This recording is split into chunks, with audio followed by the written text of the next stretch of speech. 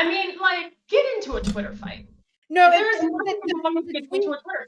the tweet was, let me find it. I know now I can't find it. It was like, to my LGBTQI followers, if your life was a TV show, would you be considered bad LGBTQI rep? Be honest. And I was like, oh, for sure, I would be considered bad LGBTQI rep. I'm like, I'm a bi cis woman who, I'm like, I just realized I'm demi-romantic. I'm like, I am a femdom sadist. I was like, I am a mess. No, I would be considered terrible LGBTQ representation. Speaking of, welcome everybody. Speaking of Star Trek. Okay, there we go. I mean, like, is there, I mean, good representation? I think that, like, accurate representation is good representation. Exactly. It's and I hate that discourse of like if you're doing queer rep and everybody that is like the queer person has to be perfect. I'm like, no, you have to be a person. Like, be a person.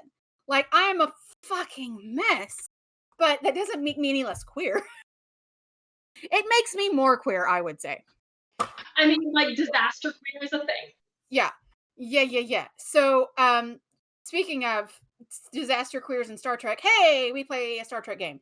I know this is coming out after we're talking about episode 1, and episode 2 was supposed to be filmed on Sunday. I was not in a good place to ST, so we didn't film it because my brain was like, you need to sleep. I took a like 2-hour nap and woke up at like 6:30, and my brain was like, you can't handle this right now. Dude, napping on a Sunday, that sounds so good. So Right. I'm no longer on cast for sure. Well, I can nap on a Sunday if I fucking want to. Anyway, so I sent a message to everybody. I was like, hey, I might be able to ST for an hour. And Ari was like, do you just not want to play? And I was like, I hate to do that to you guys. And Ari was like, to be honest, I'm kind of tired too. And I will say that's one of the great things about playing with this group of people, this like community of people that we've created, is if you are honest with like if you're having any struggles with mental health or even physical health or anything like that, everybody's pretty much like, yo, we get it. We can take a break. You need a break. Because I'm not the one that's going to say I need a break. I need other people to tell me that I need a break.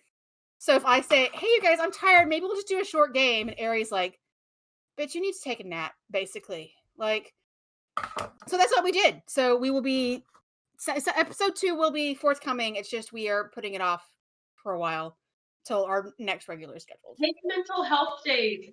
Like, from your job, if you have the ability to take a mental health day, take it.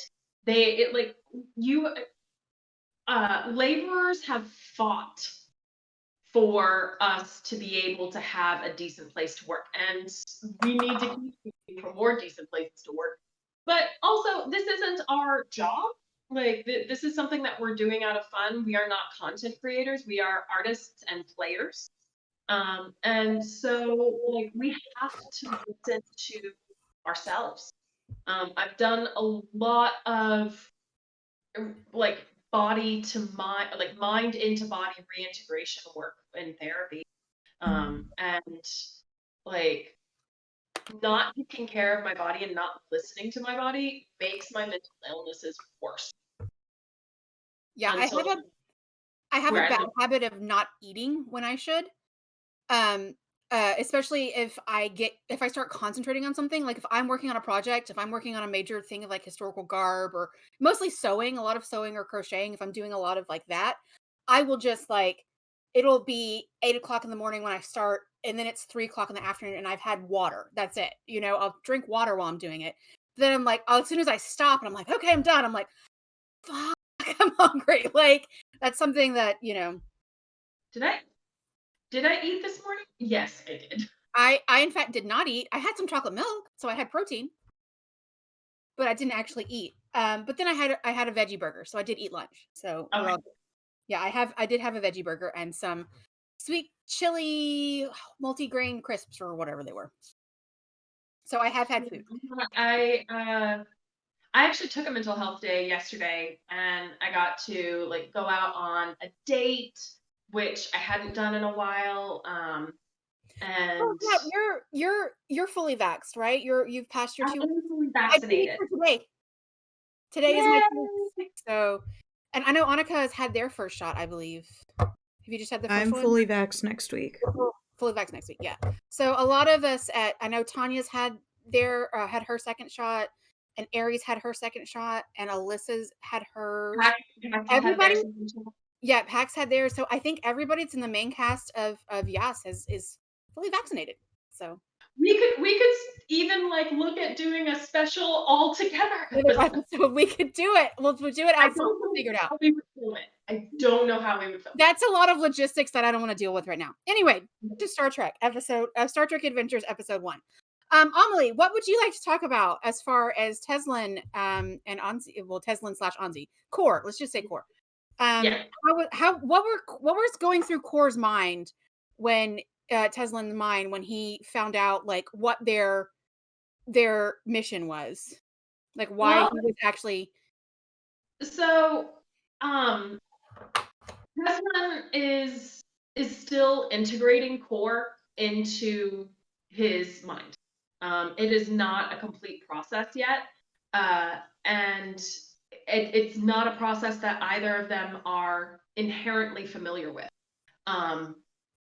because Teslin was rejected from the from being a host originally, and core is a brand new symbiont. So they haven't gone through the process. Yeah, Anzi was his only was their only previous host. Yeah. And so it is a brand new situation for both of them. And so Core is feeling very torn because Core as the symbiont is like, no, these are my people. These are who I'm like. I have literally died before for these. Yeah, we're gonna get some medication for them. Yeah. And Teslin is on board with Core. Like Teslin is like, no, like the people need to be helped. These are my people, because he's done enough of that integration. And also like Teslin's a rule abider. I don't think he's not considering having to lie to get in. And so that's going to be something that he does not get until he's there. Or until like someone, until, what's Aries' character's name again? Eiler, yeah, until Eiler like points out like, you realize you're gonna have to lie to get in. Like, this is your fake name. If they try and like run your credentials, you're supposed to be, missing in action. Yeah. If they run your credentials, hey, we found you, and you're dragged back off to Starfleet. Yeah. You're going to have to lie. That's going to be when Teslin is like, I don't know what I'm doing. So Yeah, right now, go ahead. I think for Teslin, it's like he in principle is like, yes, we are going to get these people medicine. And so like the ends is like, that's a great, but the fact that what he's going to have to do it, he's like, oh no. Like he hasn't come to grips with, it's not just going to be as simple as going in and saying, hey, I would like 5 packs of medicine, please, and walking off with it to give to whoever. He's going to have to do some stuff. Pretty much what he thinks that he's going to do right now. Yeah. That he's fully prepared to just be like, okay, we're gonna, like, he's heard the word steal, and he also didn't hear the word steal. We're gonna get medication for these people. He's made a shopping list.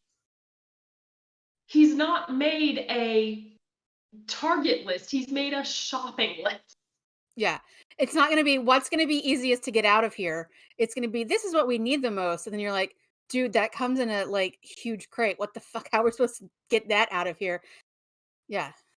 Yeah, no, he's poor thing. And Anzi's Core is no help on that end, because what Core did before was sniping. Yeah. And that role is being taken.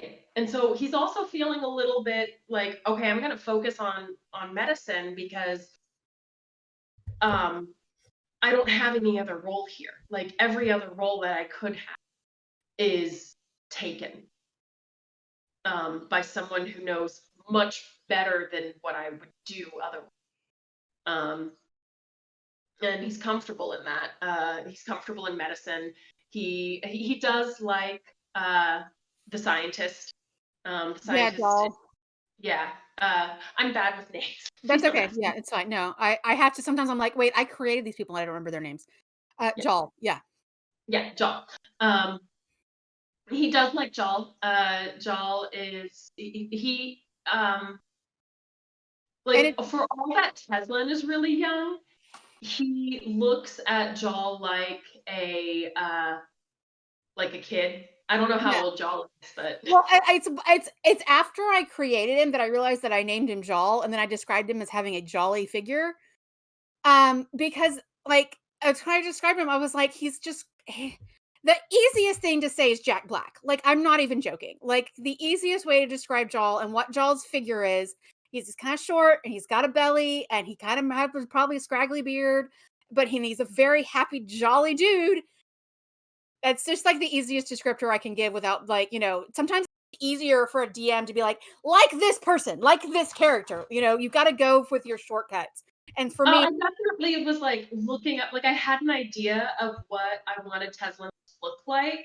And so, but I was having trouble like coming up with a non-colonizer way of describing it. Started looking up Bollywood actors, and I was like, because my idea was a little bit of that like Indian phenotypes and that sort of thing. South Asian stuff. Yeah. And so that's when I was like, okay, let me look up some Bollywood actors, and okay, yeah, he kind of looks like this, and I like this, and so I just like wrote some down. Yeah. Well, that's what I'm saying. Like, it's sometimes it's like it's a shorthand that we as humans share. Like, as opposed, like, if you were like heavy into like theater, you could do the commedia dell'arte archetype stuff, but not everybody's gonna get. I'm like, this is the blah blah blah blah blah. I can't even remember all of them. But as Punch and Judy, whatever. But Yeah. when you're like, okay, the easiest way for me to describe somebody, I can be like, okay, he's probably about 5'6", he's got a pot belly, and I'm like, Jack Black. It's just easier to be like, Yeah. they look like this person. And that, if anybody has ever either played an RPG or DM'd an RPG or whatever, that's not a bad thing. Having there was an RPG, I ran a vampires game, and I described one of I basically sent a quote unquote fan cast of the people that I was talking about, the NPCs, to the players after we were done. Like, I had described them as certain people. Like, there was vampire John Mulaney, not even joking. It was the easiest way to describe his personality. And I sent pictures. There's a long list, but the way I described one of the like sort of main characters was a slightly shorter, thicker Pedro Pascal. And almost instantaneously, every single player was like, okay, that's the one. Like, thirst instantaneously for this character. Not only because they loved him, they're like, he's super cool, but they're like, how dare you describe him like that? How dare you? And I'm like, you're welcome. Everything froze for me. Oh, sorry. Everything froze for me, but like what I got was like, yeah. And Star Trek actually had an episode about that, like the whole Dharma and Tanagra or whatever. Like that humans communicate like that. It's so funny because we talk about memes, and there are that goes back to the Jalad and Darmok and Jalad at Talagra, and you can look at that itself has become a meme because you can look at the two images and know exactly what they're talking about. That's what a meme is. It's like you can look at and you can imagine it. You can see that image of Futurama of Fry going like this. and not even have the text. You know exactly what that means. And even the text anymore. You're on a Tumblr thread, a Twitter thread, Facebook, whatever, and you see something cool. You just post that image. People know exactly what it is. There's so many memes that have just like people just know what they mean. And so you go back and rewatch Darmok in Star Trek and you're like, "Oh, I get it now.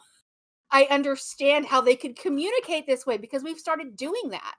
Like you see the image of the it's like a monkey puppet that goes like it's doing like the side eye image, and and like people know what that means. Like they know when you post that, you're like, "Ooh, the kombucha face woman." Yes. There's so many that like.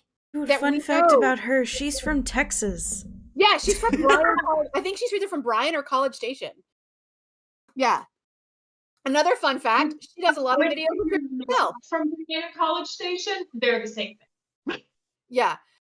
She does a lot of videos with Trixie Mattel because Trixie just absolutely loves her. So, which makes me happy. But yeah, like Star Trek not only is aspirational, it has come true. And that's the other thing we can talk about is like how many things from Star Trek have come through. I mean, like, look what I have. I have a pad. Yeah. The communicators. It's Bluetooth. Yeah. I have a pad. I have an even smaller pad right here. It's bonkers how much like, and this was like, there are some things that obviously we don't have or likely never to have, and that are like kind of ridiculous, but just the mere thing people, and it's so funny because in Star Trek, they had pads for everything. It was like separate pads because they were imagining pieces of paper or like books. So they were like, "Oh, here's a report on this pad." And you're like, I mean, it's not exactly correlation, but it's real damn close because you're like, instead of getting a separate pad for everything, you get everything on the same damn pad. But it's still like it's a communication device. It's a computer. You can type on it. Like the method of dating. The method of dating. If you work, because I work in computers and servers, and so the log dates are very, very similar. Like you have to either know how to read them, or you have to have a program that automatically translates those log dates. And it looks like how it looks like a start date. Yeah. So it's like and it's really interesting also, I think, from coming from I was interested. Now we're just talking about why we like Star Trek, and I'm fine with that. I don't care. As somebody, I've always loved science fiction and fantasy. But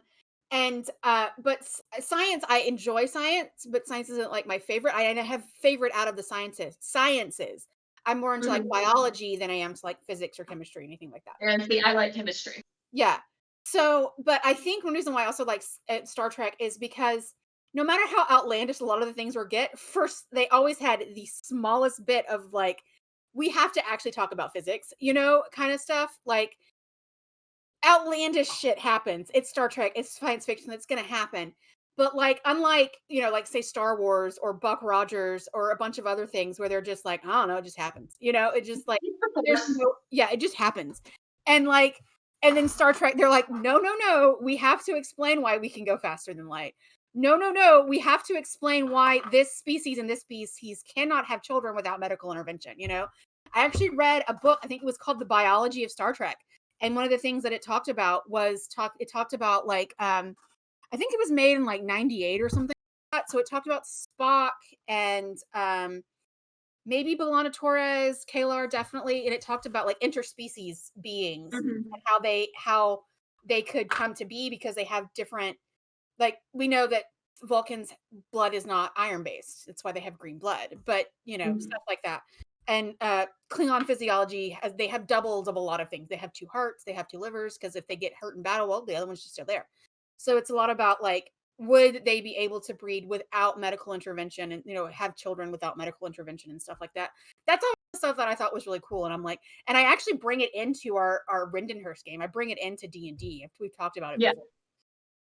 Yeah, and that's and it's helped our gaming, because it's helped, or at least it's helped my gaming, Yeah. um, and that like because I've always tried to do a good job at creating backstory for my characters, but I've never been allowed to create culture for my character or to this level, to this degree.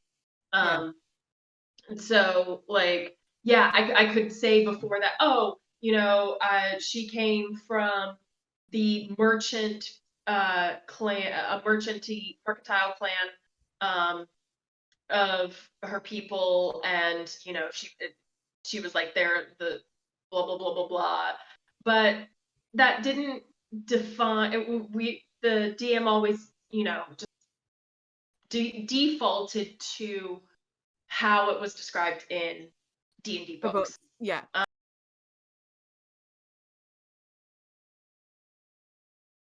Well, I mean, we'd be live, but Yeah. let's find I out. mean, we still, I'm like, are we still live? Are we still doing something? Sorry. Wait for Anika to get back. I was doing something and then I accidentally hit disconnect instead of That's talking to my friend. Okay.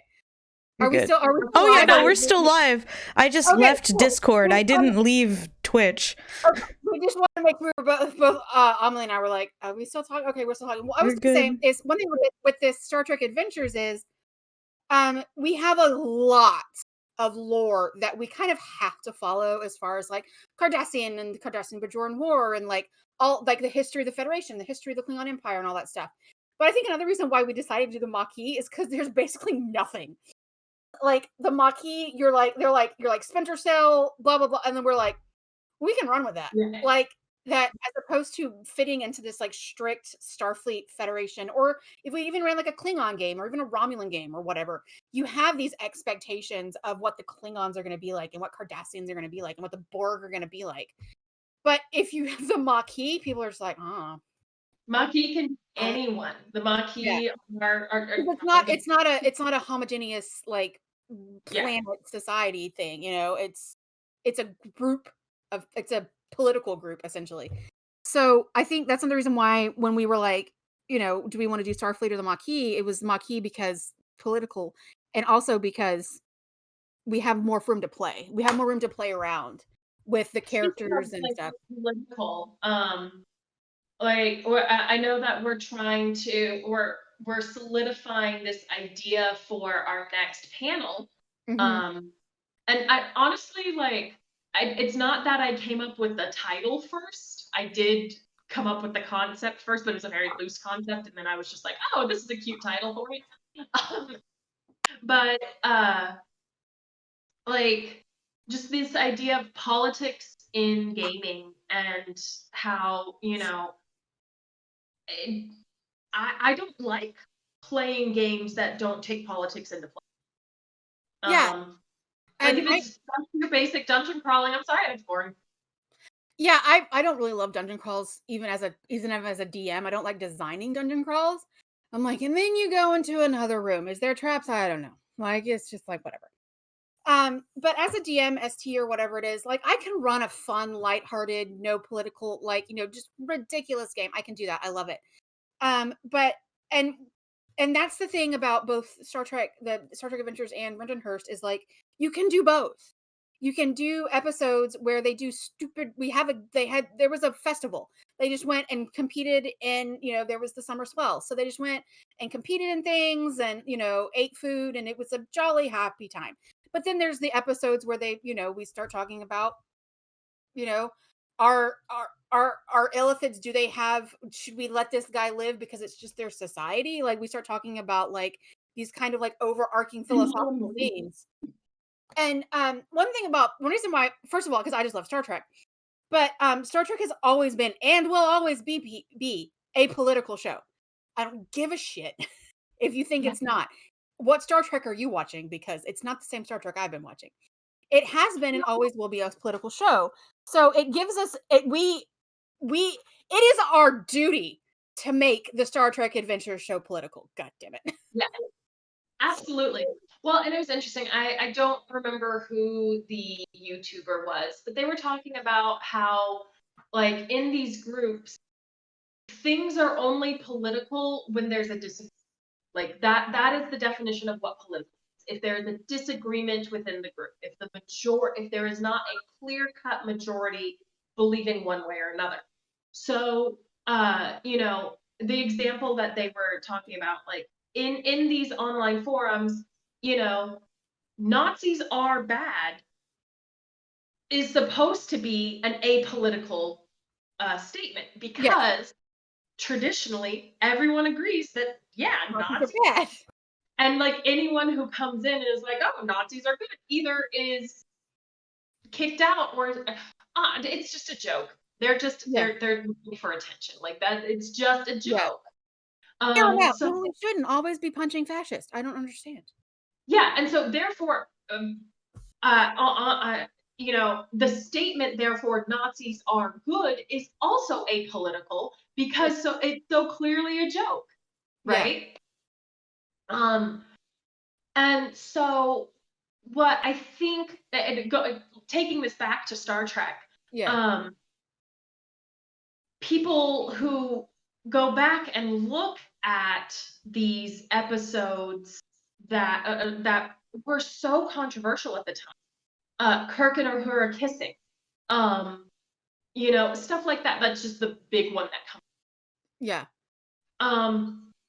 Racists don't like that these days, but most people who we are you know, are affected by toxic masculinity these days don't consider themselves racist. Yeah. And so watching Kirk and Uhura kissing without that without the understanding that this was the first interracial on-screen kiss, at the time that was still a BFD. Yeah. Well, I was gonna say, because Star Trek, it always, like I said, it's always been political, and it hasn't always, it's missed its mark. We've talked about this and like queer rep and Star Trek and stuff like that. But you have to equate a lot of things to what we see. The Next Generation is a really good point with this, because the Next Generation started in 1987. For those of you who are young or don't know, the Berlin Wall has not down yet. The Berlin Wall did not come down 2 years later. So technically, we were still in the middle of the Cold War. And when you introduce, when they introduced the Romulans back in the original series, like one episode, and they were like these big mystery serious thing, and you have the thing called the neutral zone. I hate to tell you this, but the demilitarized zone in Korea, like, same damn thing. So when you have these terms, these things, you're like, there are real world direct parallels of what the neutral zone is, either the Romulan neutral zone or the Klingon neutral zone. I'm using TNG stuff because that's when they did a lot of stuff. Yeah. And then you look at the demilitarized zone in Korea, North Korea, South Korea, and then there's that section that is kind of like a no man's land. They're both allowed to be there. Yeah. And both of them claim it and administer it, but then neither of them do. And it's like, whatever. It's the same thing with the neutral zone.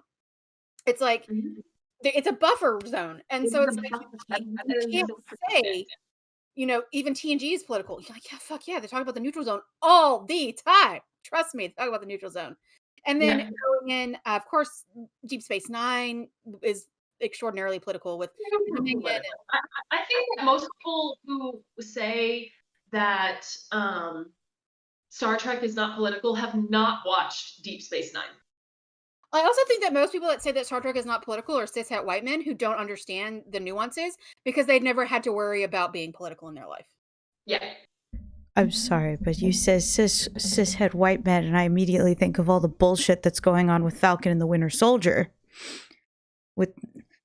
I haven't watched it yet, but I've seen the memes, and I'm like, but it's like, okay, I'm gonna try and be like, not like spoiler for it, but spoilers in case I say something. So something happens in the show, and it's a white cis dude who does something really bad. He basically, oh no. Just continue on your rant, Anika. Yes, I know, but everything looks okay. Good. I was like, everything looked so. No, what happened was, it was a cishet white dude who basically committed a fucking war crime. That's in front of people, yeah. In front of a bunch of people. Yeah. So that's what happened. And literally, I'm on TikTok, and I get a lot of Black creators on TikTok because I follow a lot of Black creators. Yeah. So most of the stuff that I've been getting is people being like, oh, this character's the villain. But like they're like duetting and stitching people who are white, saying that he's not, like, that this character isn't the villain. He's a misunderstood because his best friend died and all this other bullshit. And I'm like, no. This man knowingly committed that crime after he became super soldier. Like, you can't tell me that he's not the villain, and you're only saying that because he's white. Like, no. Yeah. Well, like, I haven't watched it yet, but for those of you who don't know, I'm a huge Captain America fan. And I say that meaning I'm a huge Steve Rogers fan. He's not Nah, John Walker, fuck that guy. So, but not, we like Wyatt Walker. I mean, Wyatt Russell? Wyatt Russell. Sorry, Wyatt Russell. Wyatt Russell, you're great. No. Fine, whatever. Yeah, no. Your parents are super cool, whatever. I can differentiate character and actor. A lot of people can't, but... But as far as, like, I'm a huge Steve Rogers fan, which is something that there was a meme. I was on Tumblr, because fuck yeah, I'm on Tumblr. Where somebody was like, they quoted Abraham. Oh shit, why can't I think of his first name? The last name. The guy who created the super soldier serum, because it was like, if he's good, it amplifies the good. If it's bad, it amplifies the bad. And the next image down was John Walker standing there with blood on Cap's shield, and you're like, yeah. Oh. Yeah, it's like, so that whole thing, and also, like, that whole episode as well, they were talking about, like, supremacy and stuff, how if you willingly want to take the serum, you're a supremacist. Like, that's what one of the characters said. And then everybody's like, oh, well, what about Bucky? It's like, well, Bucky didn't willingly want to take it. They forced him to take it.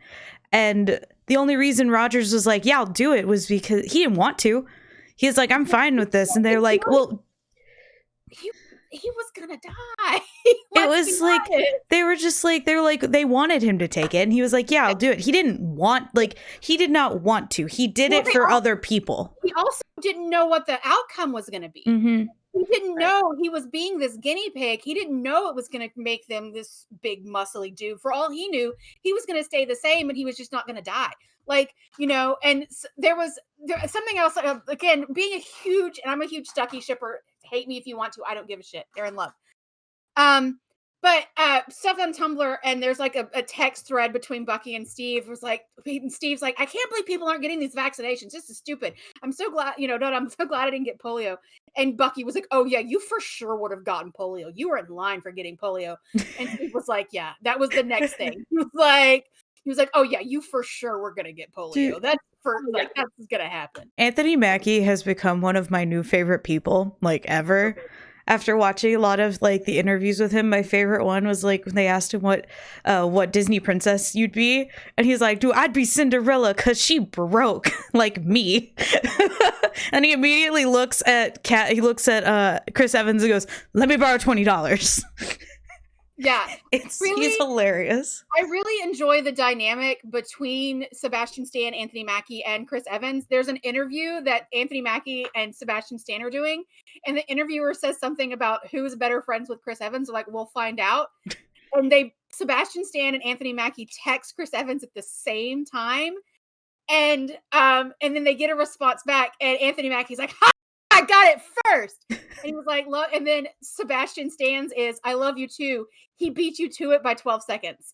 Like, knew that they, like, as soon as they both came in, basically, because they both sent basically the same text of, I love you, bro. I'm so glad, like, all this stuff. Masculinely, we love to see it. People telling each other they love each other.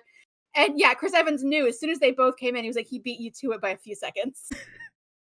That's cute. That's really cute. Yeah. And they were just, like, so stupidly excited to, like, hang out, just be texting their friend and, like, stuff like that. So, like, that's, again, talking about non-toxic masculinity. It's like and they're all three, like, cis not white men, because Anthony Mackie isn't white, men who, like, openly talk about, like, how much they love their friends and are, like, physically affectionate with each other. Like, not like, it's really great to see. There's oh my God. Go ahead. I was like, there's another interview not an interview, I think it was at a convention, where somebody had asked, have you had your left boob touched by Chris Evans? And Sebastian Stan is just like, oh, I know what that is. And Anthony's just like, what is she talking about? And it was like, when he laughs, he just, like, touches, like, when he's really excited. It's his right arm. So whoever he's next to, his hand goes straight for their left pec.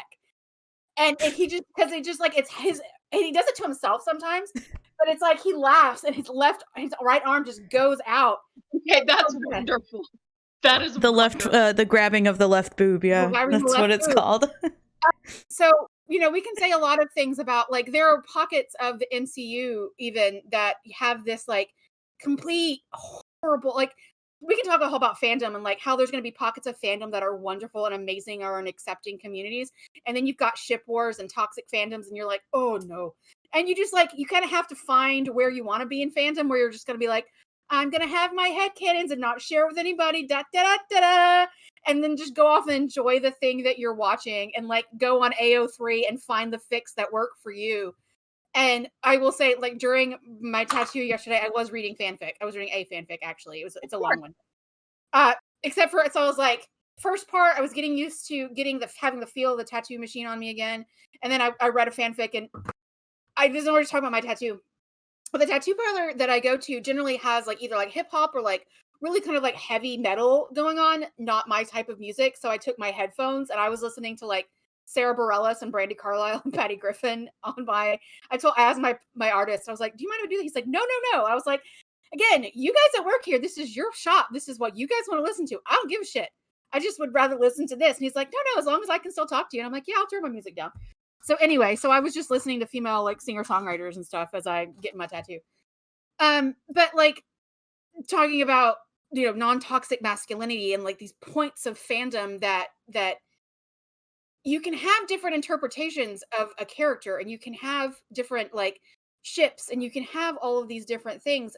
But my God, you don't have to tell people to kill themselves. Yeah. Like, you don't have to send death threats to people. Calm down. I understand it can be important to people. Entitlement. Like, I don't understand how people learn to be that entitled. That is something that I have trouble. Like, I understand that I have had a lot of, you know, unlearning to do and decolonization of my thinking to do. And also, like, I grew up being taught, if it's not yours, don't touch it.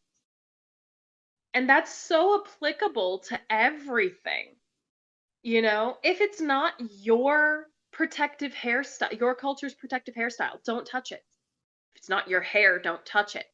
If it's not your body, anything on or around your body, don't touch it. Yeah, if it's not if it's not your holiday celebration, I saw a picture of something. If it's not your holiday celebration, don't touch it. Yeah. Like, not without permission. You know, if someone invites you to their holiday celebration, if someone invites you to a cedar, if someone invites you to a Dia de los Muertos celebration, if someone invites you to, you know, a celebration. Yeah, it's like it's one thing that I would like to kind of bring. It's a South Asian wedding, like a Hindi wedding, and there are traditional outfits that are expected to be worn by all guests.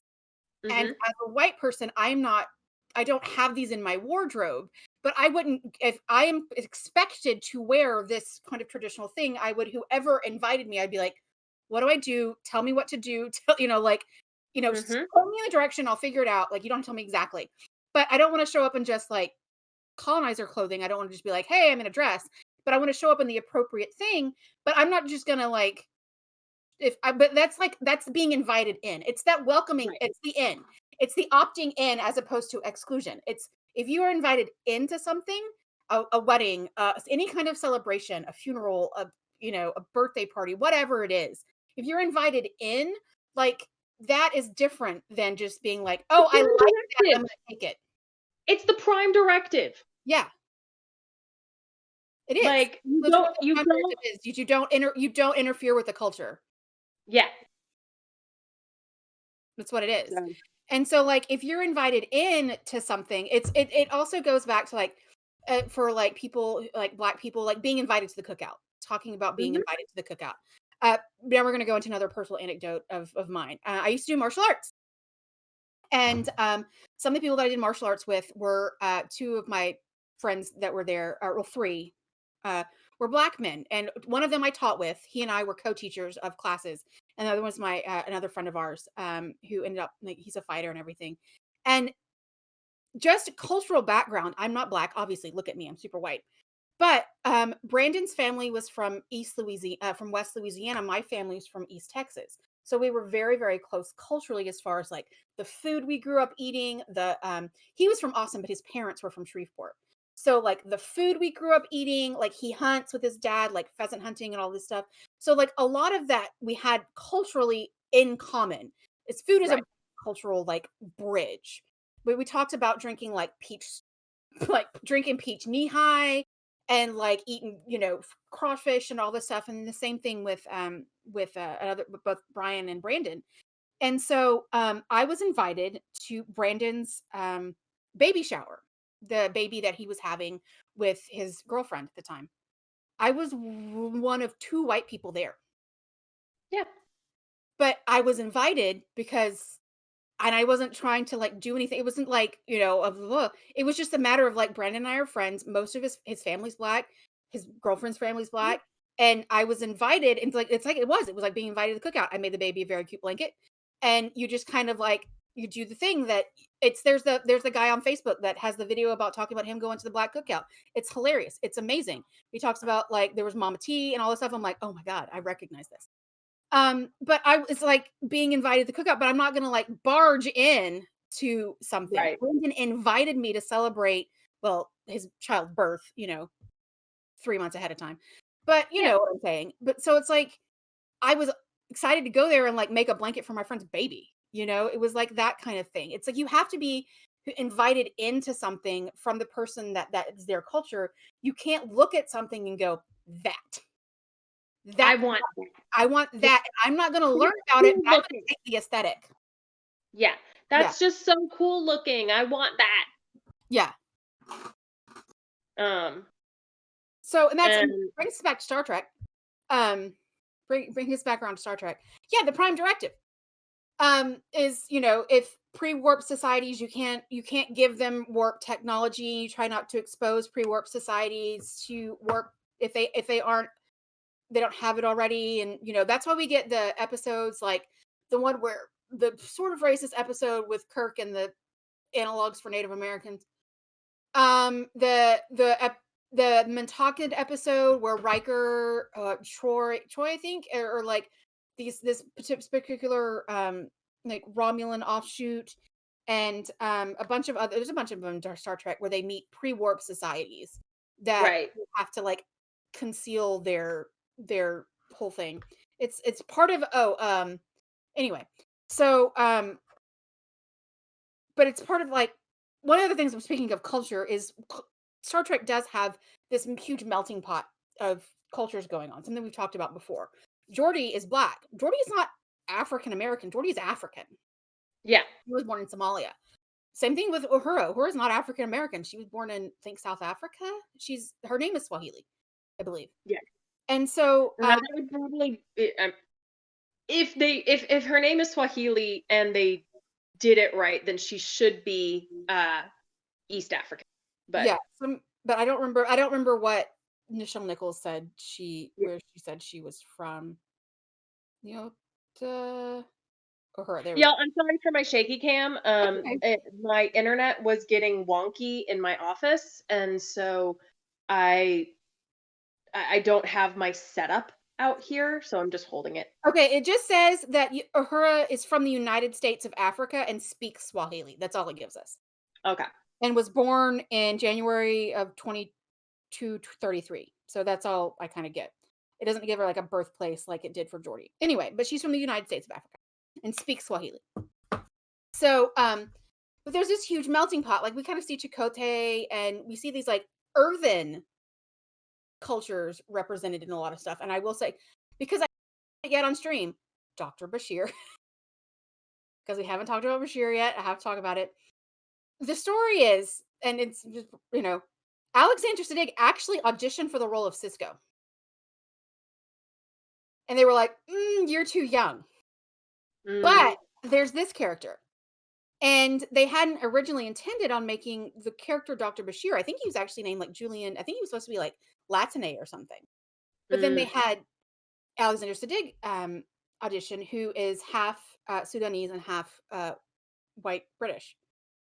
And so when they cast his parents, they cast, I think both actors were of either both South Asian and or Middle Eastern descent, or the actor who played his parents. And they just went with it. They didn't say anything. There was nothing about him being what particular religion or whatever it was. But his last name was Bashir now.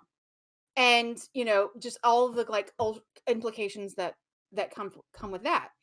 But when they cast his parents, they were like, well, this is what Alexander Siddig looks like. These are the two people that would logically be his parents, and then we have Russian. We got I love Worf. I love Worf so much, you guys. Oh, I love Worf. I love Worf so much. And if you haven't watched if you watched Next Generation, you love Worf, watch Deep Space Nine, because absolutely. Worf's characterization in Deep Space Nine is so much better. He becomes way less of a caricature, and he gets like deeper, and it's so good. And he falls in love, and it's the best. And it's one of my OTPs. R.I.P. Oh, absolutely, absolutely. Like opposites attract. It's great. Watch it. They're the best. Justice for Jadzia. Let's not even lie. Anyway, is Worf's family from Russia? Like they're from Ukraine? Like no, from Belarus. They're from Minsk. When they were talking about when the O'Briens are talking about moving back to Earth and Russia, and they're like trying to think of where they're gonna live, and Worf's like Minsk, and they're like,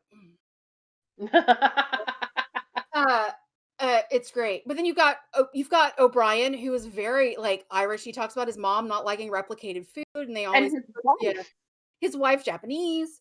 His wife is Japanese and does the traditional tea ceremonies and that sort of thing, and teaches their child how to do it. Yeah, and what they name their kids, there's Molly O'Brien, but Hiroyoshi, like, so it's like one of those things where like you see all these what we know as earthen cultures, and you have that melting pot of Earth stuff going on, but then you also have the melting pot of other planets. Oh yeah, like Balara's storyline is one of my favorites. Balana, thank you. Sorry. That's okay. We have determined that I am a Gestalt person. I was making sure we're talking about the same character, but yeah, but I will say this: Voyager is like my least favorite Star Trek series ever, and yes, that includes Enterprise. But I do like Balana. Yeah, Balana. I mean, you and I have very, very, very similar ideas about what we appreciate about Star Trek and that sort of thing. So yeah, I'm with you on Voyager. Don't at me. Like, I get why people like Voyager. Kate Mulgrew is amazing. I'm excited for the new animated stuff that they're doing with her as the emergency command hologram. Like, yeah, the idea of Voyager is great. The execution was not so good. There we go. And so, but yeah, Balana was absolutely one of my favorites. Because just watching her inner conflict was just really sweet to watch. Well, for those of you who don't know, Balana Torres' mother was Klingon. Her father was human, and this was she was a child that was produced without medical intervention, and her thing was she was reluctant to embrace her Klingon side because she believes that's why her father left. And she believes her father left her mother and her because they were too violent, that whole full Klingon. Like, it does a lot to... she doesn't like her own violent tendencies. Yes. Like, she has trouble embracing that end. And a cool part of that storyline is she actually becomes pregnant. And when she tries to get rid of morals. Yeah, she has an opportunity to look at exactly, and she considers removing the ridges that her child would have, Uh, For reference, the baby's father is full human, so the child would be a quarter Klingon. yeah. But when she looked into genetics, uh, the child had the forehead ridges, just not Mhm. as pronounced. And parents want good things for their children. For the most good parents want good things for their children. Yeah. Um, and just that introspection of, you know, do am I projecting my own insecurities? Am I protecting my child? Am I, all of that? I think they actually did a really good job also of having Tom Paris be attracted to B'Elanna, but not fetishizing her. Yeah. And he even talks about it, like, when he's talking about getting rid of the ridges, and he was like, "It's part of you, and it's gonna be a part of our daughter, and she's gonna be beautiful." But he never like, he's just like, of the accepting of the whole B'Elanna, you know? Hmm. He's not just like into her because she's a big, strong Klingon woman, you know? Like, he's interested in B'Elanna because she's a interesting, complicated, great person, Person. that's why Yeah. he wants B'Elanna. And so, they did a pretty good job of not fetishizing, not having Tom fetishize B'Elanna, but have her as a person, as a full realized person. But again, I'm not mixed race in any way or mixed culture, but that I have heard friends talk about, like, seeing B'Elanna and even Spock in the original Hmm. series. Any of the people that are like dual species, and they've talked about, I mean, I know there's articles and stuff where people have talked about that, people who are either biracial or multiracial, talking about having that representation in Star Trek has really kind of helped them see people struggle with these two societies that are so different. So it's a wider kind of version, because it's like Vulcan is this and humans are this, and Vulcans are ultra logical and humans are ultra blah blah blah blah blah. So it's like being multiracial, like, writ large. It's like, as far as, like, it's like exponentially, like, but having that story being told has, I've heard people, like, talk to other Star Trek fans and read articles and stuff like that, where they'll, like, biracial and multiracial Star Trek fans will talk about, like, seeing characters like that go through the same struggles they would go through as a kid. Like, Yeah. am I Chinese enough? Am I black enough? Whatever it might be, or am I, I don't fit in either place. And you see B'Elanna and Spock and even Worf, even though he's full Klingon, he was raised by He humans. was adopted. Yeah, and with Alexander, like, there's a bunch of things going on. So anyway, Star Trek, great. You guys should watch it, and you guys should watch Star Trek Adventures, where we talk about political things. Yeah. If you want to see a non-binary cyborg person, you should watch Star Trek Adventures, because boy, howdy, Oh, do we have one of those. that was another, like, I saw, like, this interesting post about how, um people are complaining about, like, forced diversity, like, oh, you have a mixed race person on the autism spectrum. What, like me? Well, that's what Jay Justice. Jay Justice is a cosplayer, and I follow her on Twitter. And she's like, "I'm a black, fat, queer, disabled woman," and it was like Yeah, talking about forced diversity. She's like, I exist. "I guess I'm forced diversity." Like, she's like, "My mere existing is forced diversity." And so, like, the representation is just that. It is representation. It's not force.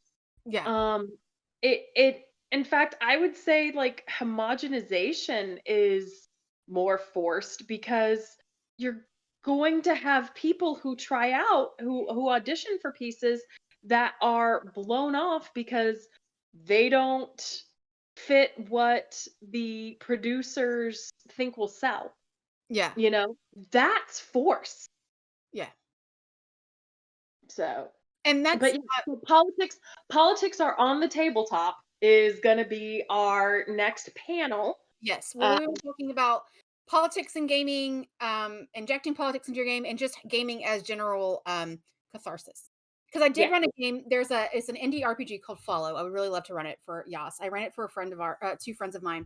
Ari was one of them, and another friend of ours that we played D&D with. And we were going through and deciding what scenario we were going to do.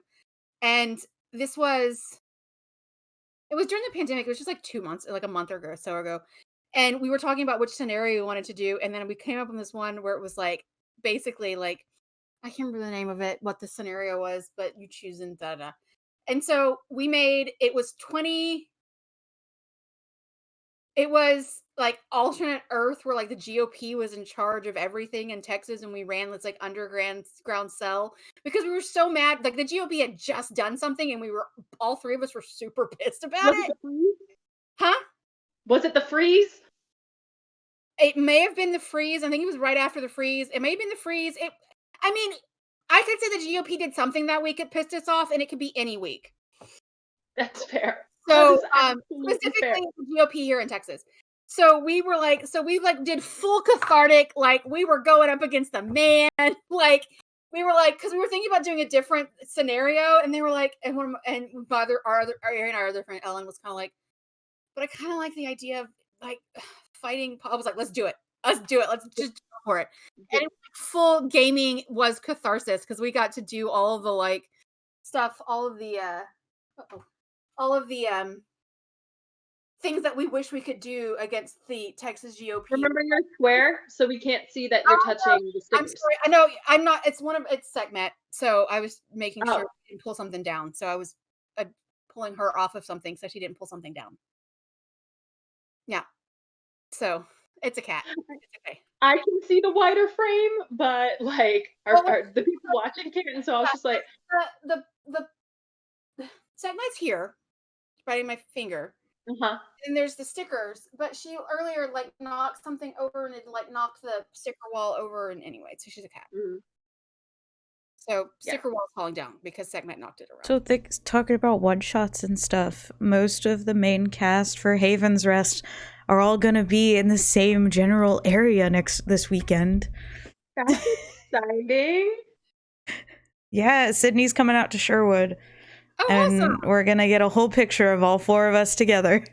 Yeah. Yay. So we will all be in the same. We need to visit Haven's Rest again. We might, if we visit Haven's Rest again, we might have a Shakespearean hedgehog. Oh yeah. We were talking about. Also, I know I said it in our group chat, but I want Sherwood in our D&D world. Can we make that happen? Please. Yeah, totally down. We definitely need that train. No, yeah. Do you want some sort of, like old school I have to do the history of Rendenhurst and like go how people would dress and do this and it's like because like my friend posted a thing of like making a D&D game where all Ren fairs in North America would be towns. So just like turn Sherwood into a town. That's what I want. Sherwood, because Texas, trust me, if those of you don't know, if those people aren't in Texas has like 2 to 3 main fairs: Texas Renaissance Festival, Scarborough Fair, Sherwood Forest Fair, and 8 bazillion tiny ones. Yeah. They pop up every other weekend. Texas is a glut for Renaissance festivals, medieval fairs, all that stuff. There's Kerrville, there's some in East Texas. Like, trust me, Texas loves their fairs. And if we expand it out to like, because Anika suggested like having an area that is tech based, kind of like Mechanicis, but not as intense as Mechanicis. You guys haven't been to the like gnomish homelands. Yeah, and so I was like, oh, Dickens on the Strand, like that that'll be Galveston. Like you guys haven't been to a city that's primarily gnomish and dwarvish. You haven't been there yet, so get ready for that, because we know that Robin's hometown is basically Rendenhurst's version of New Orleans / New York. So you guys got to make there at some point, and but yeah, it's okay. Nellie used to be a carnival kid. I'm not that tired, I promise. I actually got really good sleep. I just my body is like yawning. I was yawning earlier. There's one thing that I kind of do stereotypically keep in Dungeons and Dragons, going back to talking about D&D, is the idea that gnomes and dwarves build things and like do mechanical stuff. I just love that aspect of it, that like dwarves do like the big mining of like metals and stuff like that, and all the, and they make these really cool, it's always like dwarven made armor and stuff like that, and gnomes are over here like, we made a laser, and you're like yep. So gnomes in my world are always still tinkerers. but like it's less about making little clockwork birds, which are great, and more about them going, I'm an aircraft carrier, and people are like, what? Oh What? yeah, like when I played a game where the old dwarf got a gun. Yeah, like if any culture is going to create guns in this Rendenhurst world, it's going to be dwarves or gnomes. I can tell you that right now. Yeah. It was a gun that used runes to shoot spells, basically. Yeah. Nice. Okay, well, so we hit our hour. We hit our hour. So thank you guys for tuning in, listening, watching. Yeah. Next week This there is will what be no happens new when you episode. Don't give us topics to talk about. We need topics.